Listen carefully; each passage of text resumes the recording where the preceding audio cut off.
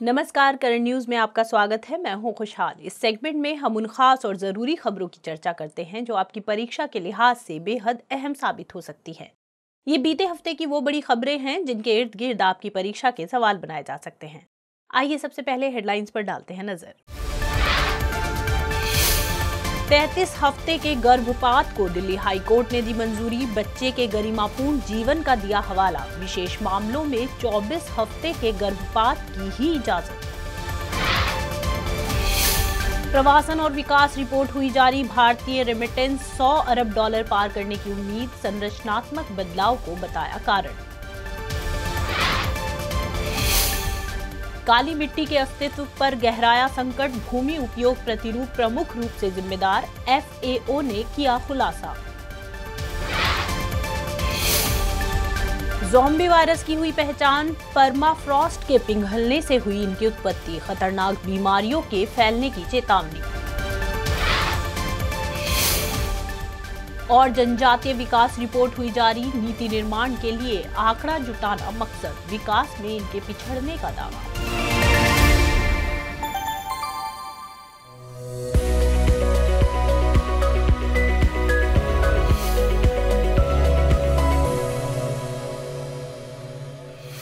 और अब खबरें विस्तार से। बीते दिनों दिल्ली हाई कोर्ट में अमिताभ बच्चन द्वारा एक याचिका दायर की गई।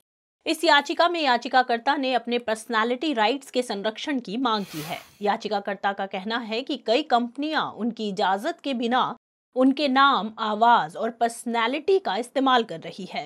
एक्टर ने याचिका में कहा कि जो लोग ऐसा कर रहे हैं उन पर कंट्रोल किया जाना चाहिए। साथ ही ऐसे मामलों पर कोर्ट द्वारा रोक लगाई जानी चाहिए। मामले पर संज्ञान लेते हुए दिल्ली हाई कोर्ट ने अमिताभ बच्चन के पर्सनालिटी राइट्स को सुरक्षित रखने का अंतरिम आदेश दिया है। इसके अलावा टेलीकॉम सर्विस प्रोवाइडर से कोर्ट ने उन फोन नंबर्स के बारे में भी जानकारी देने को कहा है जो बच्चन के नाम और आवाज का अवैध उपयोग कर रहे हैं।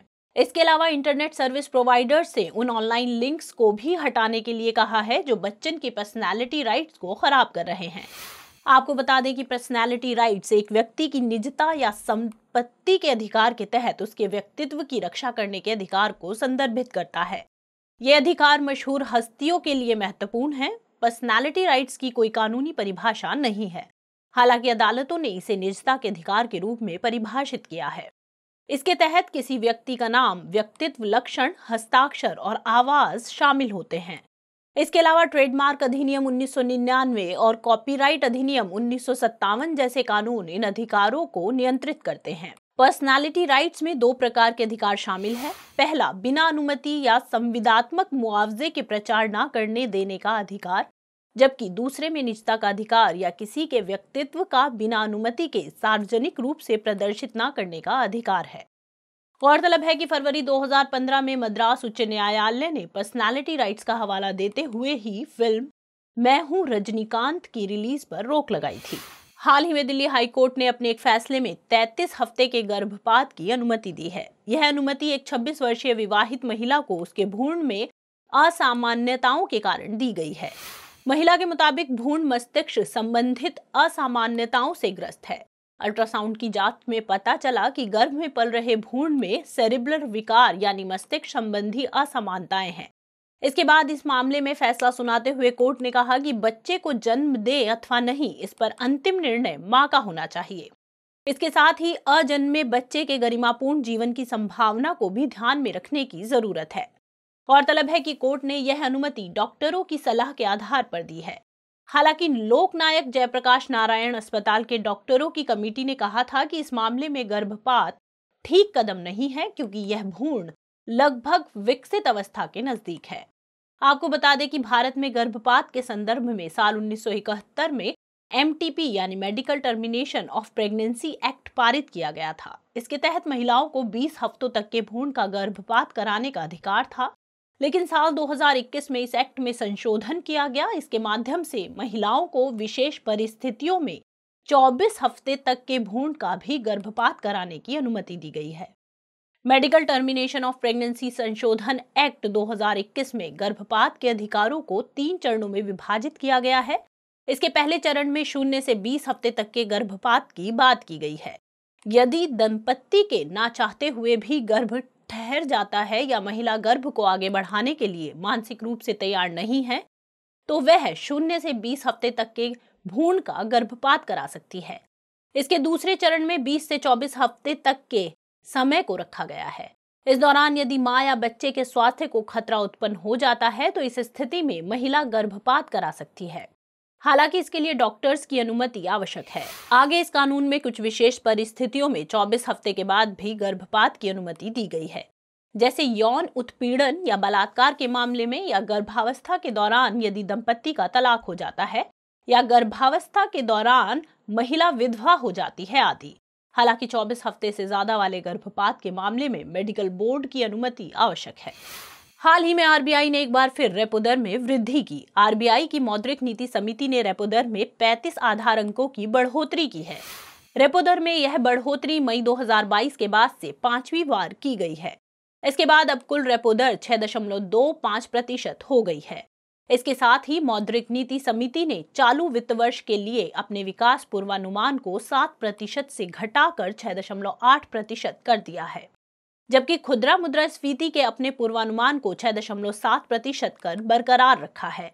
आरबीआई के इस कदम के बाद से बैंकों की उधार दरें बढ़ने की उम्मीद है। इसके परिणाम स्वरूप वाहन, होम और पर्सनल लोन की ईएमआई भी बढ़ेगी। आपको बता दें कि रेपो दर को घटाना या बढ़ाना मौद्रिक नीति का एक हिस्सा है। इसके माध्यम से बाजार में मुद्रास्फीति को नियंत्रित किया जाता है। असल में मौद्रिक नीति एक व्यापक अवधारणा है। इसके तहत आर्थिक नीति के अंतिम मकसद को प्राप्त करने की कोशिश की जाती है। इसके लिए आरबीआई ब्याज दरों, मुद्रा आपूर्ति और ऋण उपलब्धता जैसे परिणामों को विनियमित करने के लिए मौद्रिक नीति के साधनों का उपयोग करती है। इस तरह अर्थव्यवस्था में मुद्रा की तरलता या मुद्रा की आपूर्ति और ब्याज दर को प्रभावित करने वाली नीतियां मौद्रिक नीति कहलाती हैं। गौरतलब है कि जिस दर पर आरबीआई अनुसूचित वाणिज्यिक बैंकों को अल्पकालीन ऋण देती है उसे रेपो दर कहते हैं। आरबीआई द्वारा इस दर का प्रयोग नीतिगत दरों में किया जाता है। इस तरह इसका प्रयोग करके आरबीआई बाजार में मुद्रा की तरलता को समायोजित करने की कोशिश करती है। इसका प्रमुख मकसद अर्थव्यवस्था में कीमत स्थिरता को बनाए रखना होता है। आपकी जानकारी के लिए बता दें कि भारत सरकार द्वारा साल 2016 में मौद्रिक नीति समिति को गठित किया गया था। इसे मुद्रास्फीति लक्ष्यों को हासिल करने हेतु आवश्यक नीति बाजार दर निर्धारित करने के लिए गठित किया गया था। इसके निर्णय बैंकों के लिए बाध्यकारी होते हैं। यह समिति 6 सदस्यों से मिलकर बनती है। इसमें आरबीआई का गवर्नर, उप गवर्नर और केंद्रीय बोर्ड द्वारा नामित बैंक का एक अधिकारी होता है। इनके अलावा इसमें केंद्र सरकार द्वारा 3 व्यक्ति नियुक्त किए जाते हैं। हाल ही में विश्व बैंक ने प्रवासन और विकास संक्षिप्त नाम से एक रिपोर्ट जारी की है। इस रिपोर्ट में विश्व बैंक ने रेमिटेंस यानी धन प्रेषण के संदर्भ में जानकारी दी है। रिपोर्ट के आंकड़ों को देखने से पता चलता है कि 2022 में निम्न और मध्यम आय वाले देशों को रेमिटेंस के रूप में प्राप्त राशि के 5% से बढ़कर $626 अरब होने का अनुमान है। हालांकि यह 2021 में 10.2% की वृद्धि के मुकाबले काफी कम है। रिपोर्ट के क्षेत्रवार आंकड़ों को देखने पर पता चलता है कि लैटिन अमेरिकी और कैरेबियन देशों में रेमिटेंस में करीब 9.3% वृद्धि, दक्षिण एशिया में 3.5%, मध्य पूर्व और उत्तरी अफ्रीका में 2.5% और वहीं पूर्वी एशिया तथा प्रशांत क्षेत्र में 0.7% की वृद्धि होने का अनुमान है। भारत के संदर्भ में इसमें बताया गया है कि साल 2022 में भारत का वार्षिक रेमिटेंस $100 बिलियन से ज्यादा होने का अनुमान है। ऐसा पहली बार होगा जब कोई देश इस आंकड़े तक पहुंचेगा। विश्व बैंक के मुताबिक भारत का रेमिटेंस पिछले साल के मुकाबले 7.5% से बढ़कर 12% हो जाएगा। इस तरह साल 2021 के $89.4 अरब की तुलना में इस साल भारत में रेमिटेंस प्रवाह $100 अरब से ज्यादा पहुंच जाएगा। हालांकि रेमिटेंस की यह राशि भारत की जीडीपी की केवल 3% होने की उम्मीद है। इस आंकड़े तक पहुंचने के कारणों में विश्व बैंक ने भारतीयों की योग्यता में संरचनात्मक बदलाव को जिम्मेदार माना है। इस वजह से भारतीय प्रवासियों के गंतव्य क्षेत्रों में बदलाव आया। वे अब ज्यादा वेतन मिलने वाले देशों में जा रहे हैं। इन देशों में वे अपनी योग्यता के बल पर ज्यादा वेतन प्राप्त कर रहे हैं। ज्यादा वेतन वाले देशों में भारतीय प्रवासियों को वर्क फ्रॉम होम और बड़े राजकोषीय प्रोत्साहन पैकेज का भी लाभ मिला। यही वजह है कि वो भारत में ज्यादा से ज्यादा रेमिटेंस भेजने में सफल हुए। इसके अलावा खाड़ी देशों द्वारा अपने देश में मुद्रास्फीति पर नियंत्रण भी भारतीय रेमिटेंस में वृद्धि की एक वजह बना। दरअसल इन देशों में रह रहे भारतीय प्रवासी मुद्रास्फीति नियंत्रण की वजह से ज्यादा भारत में पैसा भेज पाए। आपकी जानकारी के लिए बता दें कि जब एक प्रवासी अपने मूल देश में बैंक, पोस्ट ऑफिस या ऑनलाइन ट्रांसफर से धनराशि भेजता है तो उसे रेमिटेंस कहते हैं। रेमिटेंस किसी देश के लिए विदेशी मुद्रा अर्जित करने का जरिया होता है। उस देश की अर्थव्यवस्था में इसका महत्वपूर्ण योगदान होता है। खासकर छोटे और विकासशील देशों की अर्थव्यवस्था को गति देने में रेमिटेंस अहम भूमिका निभाता है। यह किसी देश के चालू खाते को नियंत्रित करने में मदद करता है। हाल ही में कनाडा के शोधकर्ताओं ने 2 नए खनिजों की खोज का दावा किया। इनमें से एक खनिज का नाम इलालाइट जबकि दूसरे खनिज का नाम एल्किन स्टेंटोनाइट रखा गया। इलालाइट नाम उस शहर के नाम पर रखा गया है जहां उल्का पिंड गिरा था, जबकि एल्किन स्टेंटोनाइट वैज्ञानिक लिंडी एल्किन स्टेंटन के नाम से संबंधित है। दरअसल शोधकर्ताओं ने इन खनिजों की पहचान सोमालिया में गिरे एक उल्का पिंड से की है। इस उल्कापिंड का नाम एल और इसका वजन 15 टन था। उल्कापिंड को शोधकर्ताओं ने पहली बार सोमालिया में साल 2020 में देखा था। 2 मीटर से अधिक चौड़ा यह पिंड पृथ्वी पर पाया जाने वाला 9वां सबसे बड़ा आकाशीय पिंड है। वैज्ञानिकों का कहना है कि इसी तरह के खनिज को 1980 के दशक में प्रयोगशाला में कृत्रिम रूप से तैयार किया गया था, लेकिन इसके प्रकृति में मिलने के संबंध में कोई जानकारी मौजूद नहीं थी। इस पिंड के मिलने के बाद वैज्ञानिकों में एक उम्मीद जगी है। इसके आधार पर शोधकर्ता इन खनिजों के गुणों, प्रभावों और इसकी उपयोगिता को समझने का प्रयास करेंगे। आपको बता दें कि मंगल और बृहस्पति के बीच शुद्ध ग्रहों के साथ भारी संख्या में उल्का मौजूद हैं। ये पिंड लगातार सूर्य के चारों तरफ चक्कर लगाते रहते हैं। जब ये उल्का घूमते हुए पृथ्वी के वायुमंडल में प्रवेश करते हैं तो वायुमंडलीय घर्षण के कारण जलकर राख हो जाते हैं। जलकर राख हो जाने वाले इन पिंडों को उल्काश्म कहते हैं। यह घटना लोगों के बीच शूटिंग स्टार के नाम से भी काफी लोकप्रिय है। बीते 5 दिसंबर को विश्व मृदा दिवस मनाया गया। इस अवसर पर संयुक्त राष्ट्र संस्था FAO यानी फूड एंड एग्रीकल्चर ऑर्गेनाइजेशन ने एक रिपोर्ट प्रकाशित की। इस रिपोर्ट का नाम global status of black soils है। FAO का दावा है कि काली मिट्टी से संबंधित उनकी इस प्रकार की यह पहली रिपोर्ट है। यह रिपोर्ट मुख्यतः काली मिट्टी के गुणों सहित कई मुद्दों पर आधारित है। रिपोर्ट का कहना है कि वर्तमान में काली मिट्टी का अस्तित्व खतरे में है, क्योंकि अधिकांश मिट्टी अपने SOC यानी मृदा जैविक कार्बन का लगभग आधा हिस्सा खो चुकी है। कहने का मतलब है कि काली मिट्टी की गुणवत्ता का व्यापक स्तर पर क्षरण हो रहा है।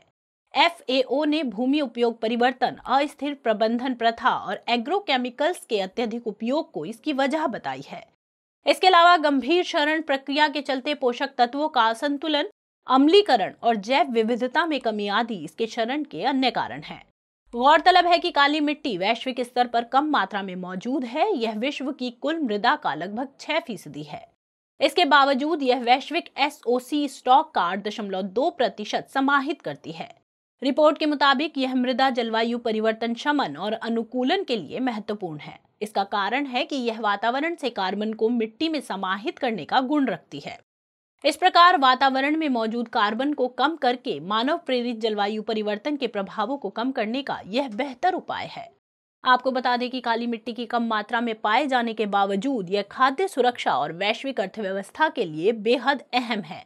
इसकी उर्वरता के कारण ही इसे खाद्य टोकरी के रूप में परिभाषित किया जाता है। काली मिट्टी कार्बनिक पदार्थों से समृद्ध होती है। इसका रंग काला होता है। इसकी जल धारण क्षमता भी अधिक होती है। हाल ही में NSA यानी राष्ट्रीय सुरक्षा सलाहकारों की पहली भारत मध्य एशिया बैठक का आयोजन किया गया है। यह बैठक दिल्ली में आयोजित की गई। इसकी अध्यक्षता भारत के NSA अजीत डोभाल ने की है। भारत में सुरक्षा सलाहकारों ने अफगानिस्तान में मौजूदा स्थिति को लेकर चर्चा की। इसके साथ ही इस क्षेत्र की सुरक्षा और स्थिरता पर अफगानिस्तान के प्रभाव पर भी चर्चा की गई। इस बैठक में उन्होंने स्पष्ट रूप से एक शांतिपूर्ण, स्थिर और सुरक्षित अफगानिस्तान के लिए मजबूत समर्थन को दोहराया है। साथ ही इसकी संप्रभुता, एकता और अखंडता के सम्मान पर जोर दिया गया है। इसके अलावा अफगानिस्तान के आंतरिक मामलों में हस्तक्षेप न करने का भी आग्रह किया है। इसमें तुर्कमेनिस्तान प्रतिनिधित्व के रूप में उसके राजदूत ने हिस्सा लिया था। तुर्कमेनिस्तान के राजदूत ने तापी यानी तुर्कमेनिस्तान, अफगानिस्तान, पाकिस्तान, भारत पाइपलाइन पर जोर दिया। उन्होंने तापी को कनेक्टिविटी विस्तार के लिए महत्वपूर्ण बताया है। आपको बता दें कि तापी को साल 2016 में लॉन्च किया गया था। लेकिन योजना अफगानिस्तान संघर्ष और भारत पाकिस्तान के संबंधों के टूटने के कारण मुश्किल में पड़ गई। भारत की ओर से चाबहार बंदरगाह को अंतर्राष्ट्रीय उत्तर दक्षिण परिवहन गलियारे के फ्रेमवर्क में शामिल करने का प्रस्ताव रखा गया। इस प्रस्ताव को बैठक में शामिल देशों ने अपना समर्थन दिया है। आपकी जानकारी के लिए बता दें कि भारत ने तालिबान शासन के साथ संबंधों को लेकर अपनी गतिविधियां तेज कर दी हैं। यही वजह है कि हाल ही में काबुल में भारतीय मिशन के प्रमुख ने कुछ दिन पहले तालिबान के अंतरिम मंत्रियों से मुलाकात की है। इस मुलाकात का मकसद अफगानिस्तान में भारतीय परियोजनाओं को फिर से शुरू करने के लिए चर्चा करना था। गौरतलब है कि यह बैठक इस साल आयोजित भारत मध्य एशिया आभासी शिखर सम्मेलन का परिणाम है। इस सम्मेलन में प्रधानमंत्री मोदी ने कजाकिस्तान, किर्गिस्तान, ताजिकिस्तान, तुर्कमेनिस्तान और उज्बेकिस्तान के नेताओं की वर्चुअल मेजबानी की थी। इसमें ये देश नियमित आधार पर सुरक्षा प्रमुखों की बैठक करने पर सहमत हुए थे। इन बैठकों को भारत के विस्तारित पड़ोस पर चर्चा करने के लिए प्रस्तावित किया गया था। हाल ही में शोधकर्ताओं ने लगभग 48,000 वर्षों तक बर्फ में फंसे ज़ॉम्बी वायरस की खोज की। वैज्ञानिकों का दावा है कि वर्षों तक निष्क्रिय ये वायरस भविष्य में सार्वजनिक स्वास्थ्य के लिए खतरा बन सकते हैं। साथ ही ये सूक्ष्म जीव मनुष्यों में खतरनाक बीमारियों का भी कारण बन सकते हैं। हालांकि अभी इसके होने वाले अन्य प्रभावों का पता नहीं चला है। इसके अलावा वैज्ञानिकों ने ग्लोबल वार्मिंग के कारण परमाफ्रॉस्ट के पिघलने को लेकर भी लोगों को चेताया है। शोधकर्ताओं ने इसके रूस के साइबेरिया क्षेत्र से एकत्रित किए गए नमूनों का अध्ययन किया था। अध्ययन में वैज्ञानिकों ने 13 ज़ॉम्बी वायरस के पाए जाने का खुलासा किया। असल में ज़ॉम्बी का अर्थ होता है मरे हुए लोगों का फिर से जीवित होना। यही कारण है कि इन वायरस को ज़ॉम्बी नाम दिया गया है। ये विषाणु कई वर्षों तक बर्फ के अंदर फंसे होने के कारण सुप्त अवस्था में रहते हैं। बर्फ के पिघलने के बाद पुनः जीवित हो जाते हैं। शोधकर्ताओं का कहना है कि ये वायरस लंबे समय से जमीन में दबे होने के बावजूद आज भी संक्रामक बने हुए हैं। जांच के दौरान पाए गए पेंडोरा वायरस येडोमा को वैज्ञानिकों ने सबसे पुराना बताया है, जो कि लगभग 48,500 साल पुराना है। गौरतलब है कि इसके पहले साल 2013 में शोधकर्ताओं ने इसी क्षेत्र में 30,000 साल सबसे पुराने वायरस की खोज की थी। ये बैक्टीरिया एवं वायरस ग्लेशियर और परमाफ्रॉस्ट के पिघलने के कारण मुक्त हो रहे हैं। दरअसल विषाणु या वायरस अकोशिकीय और विशेष न्यूक्लियोप्रोटीन कण हैं जो सजीव एवं निर्जीव के बीच एक कड़ी का कार्य करते हैं। वायरस प्रोटीन की खोल के अंदर आनुवंशिक सामग्री से बने होते हैं। एक वायरस की आनुवंशिक सामग्री आरएनए या डीएनए हो सकती है। हाल ही में भूवैज्ञानिकों ने आंध्र प्रदेश के विशाखापत्तनम में स्थित तटीय लाल रेत के टीलों को लेकर चिंता जताई है। वैज्ञानिकों ने आंध्र प्रदेश सरकार से इन टीलों की रक्षा करने का आग्रह किया है। वैज्ञानिकों के मुताबिक ये टीले जलवायु परिवर्तन के प्रभाव का अध्ययन करने के लिए महत्वपूर्ण हैं। ये भूविज्ञान, पुरातात्विक और मानव शास्त्रीय रूप से अहम है। इसलिए वैज्ञानिकों का कहना है कि टीलों की इस पूरी साइट को संरक्षित करने की आवश्यकता है। इस क्षेत्र में सरकार को किसी भी तरह के निर्माण की अनुमति नहीं देनी चाहिए। इसमें सड़कें, किसी भी तरह के मनोरंजन क्षेत्र, रेस्तरां के निर्माण और यहाँ तक कि फिल्म की शूटिंग के लिए भी अनुमति नहीं दी जानी चाहिए। आपको बता दें कि लाल रेत के टीले की यह साइट समुद्र तट के किनारे स्थित है। इन टीलों को एरामेटी डिब्बालू के नाम से भी जाना जाता है। ये साइट विशाखापत्तनम शहर से करीब 20 किलोमीटर उत्तर पूर्व और भीमुनिपत्तनम से करीब 4 किलोमीटर दक्षिण पश्चिम में है। 30 मीटर तक की ऊंचाई वाले ये टीले विभिन्न भू आकृतियों और विशेषताओं के साथ बैडलैंड स्थलाकृति प्रदर्शित करते हैं। इसमें गली, रेत के टीले, समुद्र तट की लकीरें, घाटी और झरने आदि शामिल हैं। इस साइट को साल 2014 में भारतीय भूवैज्ञानिक सर्वेक्षण द्वारा भू विरासत स्थल के रूप में घोषित किया गया था, जबकि आंध्र प्रदेश सरकार ने इसे साल 2016 में संरक्षित स्थलों की श्रेणी में सूचीबद्ध किया था। गौरतलब है कि ये रेत के टीले बहुत दुर्लभ हैं। इस तरह के टीले दक्षिण एशिया में उष्ण कटिबंधीय क्षेत्रों में केवल 3 स्थानों में पाए गए हैं। इसमें तमिलनाडु में तेरी रेत, विशाखापत्तनम में एरामेटी डिब्बालू और श्रीलंका की एक साइट शामिल है। विशाखापत्तनम साइट की विशिष्टता इस बात में है कि यह पृथ्वी के विकास की निरंतरता का एक हिस्सा है। यह उत्तर भूगर्भीय अवधि के क्वाटरनरी युग का प्रतिनिधित्व करती है। भूवैज्ञानिकों के मुताबिक इस साइट ने हिमनद और गर्म अवधि दोनों काल को देखा है। भूवैज्ञानिकों के मुताबिक ये साइट करीब 18,500 से 20,000 साल पुरानी है। यह अंतिम हिमनद काल से संबंधित हो सकती है। वैज्ञानिकों का अनुमान है कि यह साइट पूर्व ऐतिहासिक मानव का घर थी, क्योंकि इस क्षेत्र में कई स्थलों पर खुदाई से पत्थर के औजार मिले हैं। ये औजार इतिहास की 3 विशिष्ट अवधियों के हैं। इसके साथ ही यहाँ से नवपाषाणकालीन मिट्टी के बर्तन भी मिले हैं। हाल ही में केंद्रीय बिजली मंत्रालय ने transmission system for integration of over 500 gigawatt RE capacity by 2030 योजना पेश की। मंत्रालय के मुताबिक यह योजना अंतर्राष्ट्रीय प्रतिबद्धता के मुताबिक है। इसमें अतिरिक्त पारेषण प्रणाली और बैटरी ऊर्जा भंडारण क्षमता की स्थापना का प्रावधान किया गया है। इसके अलावा बड़े सौर ऊर्जा पार्कों, पवन ऊर्जा क्षेत्रों को राष्ट्रीय ग्रिड से जोड़ने की बात कही गई है। मंत्रालय के मुताबिक यह प्रारेषण सेवा प्रदाताओं को लगभग 2.44 लाख करोड़ रुपए के निवेश का अवसर प्रदान करेगा। योजना में इसके अलावा 2030 तक 51.5 गीगावाट क्षमता की बैटरी ऊर्जा भंडारण क्षमता की स्थापना की भी योजना है।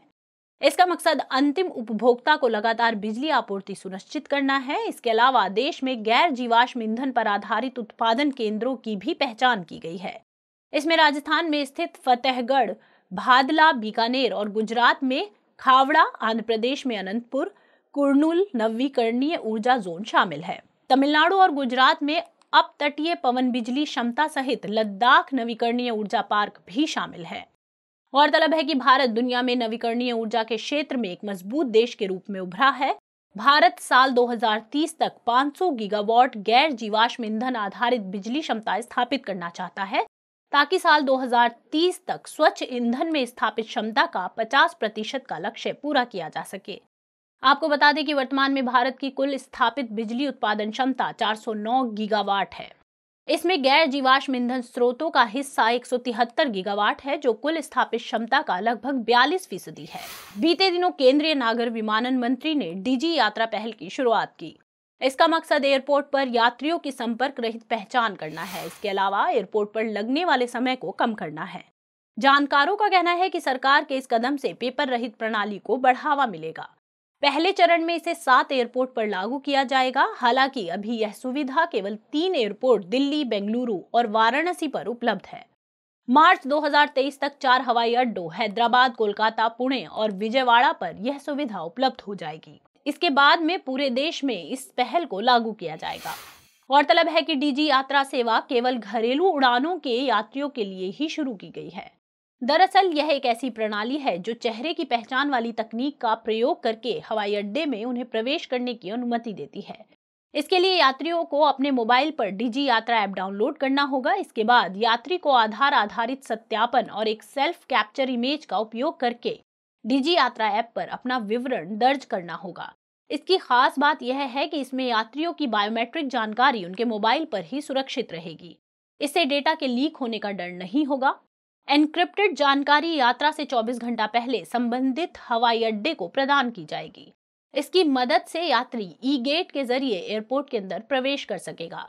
जानकारों के मुताबिक डिजी यात्रा मोबाइल ऐप एक विकेंद्रीकृत प्रणाली है जो कि काफी सुरक्षित है। गौरतलब है कि यह परियोजना डिजी यात्रा फाउंडेशन द्वारा कार्यान्वित की जा रही है। इसे कंपनी अधिनियम 2013 के तहत एक संयुक्त उद्यम कंपनी के तौर पर स्थापित किया गया था। भारतीय विमानपत्तन प्राधिकरण इसका 26% का शेयर धारक है, जबकि शेष 74% शेयर बेंगलुरु, दिल्ली, हैदराबाद, मुंबई और कोचीन हवाई अड्डे समान रूप से रखते हैं। हाल ही में BRLF यानी भारत रूरल लाइवलीहुड फाउंडेशन ने जनजातीय विकास रिपोर्ट 2022 जारी की। संस्था का दावा है कि आजादी के बाद से यह इस तरह की पहली रिपोर्ट है। यह रिपोर्ट अखिल भारतीय स्तर पर जनजातीय समुदायों की स्थिति, खासकर मध्य भारत में आजीविका, कृषि, प्राकृतिक संसाधन, अर्थव्यवस्था, प्रवासन सहित कई मुद्दों पर केंद्रित है। गौरतलब है कि मध्य भारत में देश के 80% से अधिक आदिवासी समुदाय निवास करते हैं।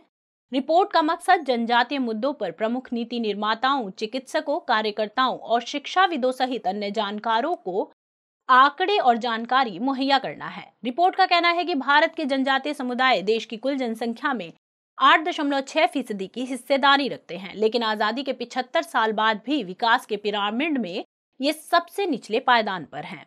समय के साथ इन समुदायों को मैदानों और नदी घाटियों से दूर पहाड़ों, जंगलों और शुष्क भूमि जैसी कठिन भौगोलिक परिस्थितियों में विस्थापित किया गया है। नतीजतन वर्तमान में 257 में से लगभग 230 अनुसूचित जनजातीय जिले जंगली, पहाड़ी अथवा रेगिस्तानी क्षेत्रों में स्थित है। रिपोर्ट के मुताबिक ब्रिटिश शासन के दौरान आदिवासियों का जंगल से संपर्क बाधित हुआ था। साथ ही 1980 में पारित वन संरक्षण अधिनियम ने पर्यावरण संरक्षण और स्थानीय आदिवासी समुदायों की जरूरतों के बीच और भी संघर्ष पैदा कर दिया था। लेकिन इन सब के उलट पहली बार राष्ट्रीय वन नीति 1988 के तहत स्थानीय समुदाय की आवश्यकताओं को स्पष्ट रूप से पहचान मिली। नतीजतन वनों की सुरक्षा करने के क्रम में आदिवासियों को निकटता से जोड़ने का प्रयास किया गया। आपको बता दें कि BRLF की स्थापना केंद्रीय मंत्रिमंडल द्वारा 3 सितंबर 2013 को की गई थी। यह एजेंसी केंद्रीय ग्रामीण विकास मंत्रालय के तहत एक स्वतंत्र समिति के रूप में कार्य करती है। इसे केंद्र और राज्य सरकारों के सहयोग से नागरिक समाज की कार्रवाइयों का विस्तार करने के लिए स्थापित किया गया था। खबरों के बाद अब बुलेटिन से जुड़े 5 सवालों पर डालते हैं एक नजर। इस बुलेटिन पर आधारित 5 प्रश्न इस प्रकार हैं। पहला प्रश्न, निम्नलिखित कथनों पर विचार कीजिए। कथन 1, मंगल और बृहस्पति के बीच क्षुद्र ग्रहों के साथ बड़ी संख्या में उल्का पिंड उपस्थित हैं। कथन 2, जलकर राख हो जाने वाले इन उल्का पिंडों को उल्काश्म कहते हैं। और कथन 3, इलालाइट और एल्किंस्टनटोनाइट दोनों खनिजों के नाम हैं। आपको बताना है कि इनमें से कौन सा या कौन से कथन गलत है या गलत है। आपके ऑप्शंस हैं A केवल 1, B केवल 2, C केवल 1 एवं 3 या फिर D उपर्युक्त में से कोई नहीं। अगला सवाल, हाल ही में खबरों में रही डिजी यात्रा के संदर्भ में निम्नलिखित कथनों पर विचार कीजिए। 1, ये सेवा केवल घरेलू उड़ानों के यात्रियों के लिए ही शुरू की गई है। 2, इसकी सहायता से यात्री ई गेट के माध्यम से एयरपोर्ट के अंदर प्रवेश कर सकते हैं। और 3, इसका कार्यान्वयन डिजी यात्रा फाउंडेशन द्वारा किया जाएगा। आपको बताना है कि इनमें से कौन सा या कौन से कथन सही है या सही है। A केवल 2, B केवल 3, C केवल 2 एवं 3 या फिर D उपर्युक्त सभी। अगला प्रश्न, पर्सनालिटी राइट्स के संदर्भ में निम्नलिखित कथनों पर विचार कीजिए। 1, ये एक व्यक्ति की निजता या संपत्ति के अधिकार के तहत उसके व्यक्तित्व की रक्षा करने के अधिकार को संदर्भित करता है। 2, इसे भारतीय कानून में परिभाषित किया गया है। और 3, ये भारत के संविधान में अनुच्छेद 21 के तहत एक निजता के अधिकार के रूप में परिभाषित है। आपको बताना है कि इनमें से कौन से कथन गलत हैं। A केवल 1 एवं 2, B केवल 1 एवं 3, C केवल 2 एवं 3 या फिर D उपर्युक्त सभी। नेक्स्ट क्वेश्चन, निम्नलिखित कथनों पर विचार कीजिए। 1, मरे हुए लोगों का फिर से जीवित हो जाना ज़ॉम्बी कहलाता है। 2, हाल ही में रूस के साइबेरिया क्षेत्र में एक वायरस की खोज की गई है जिसे ज़ॉम्बी वायरस नाम दिया गया है। और 3, वायरस अकोशिकीय और विशेष न्यूक्लियोप्रोटीन कण होते हैं। उपर्युक्त कथनों में से कौन सा या कौन से कथन सही है या सही है। A केवल 1, B केवल 3, C केवल 1 एवं 3 या फिर D उपर्युक्त सभी।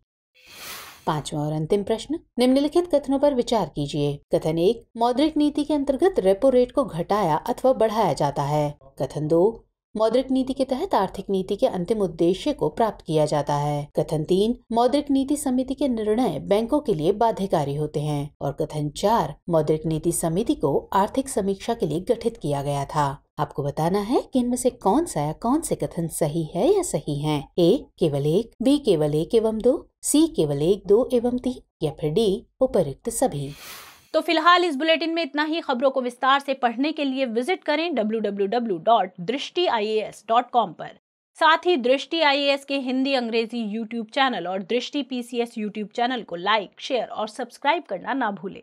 लेकिन चलते चलते डालते हैं कुछ छोटी मगर जरूरी खबरों पर एक नजर।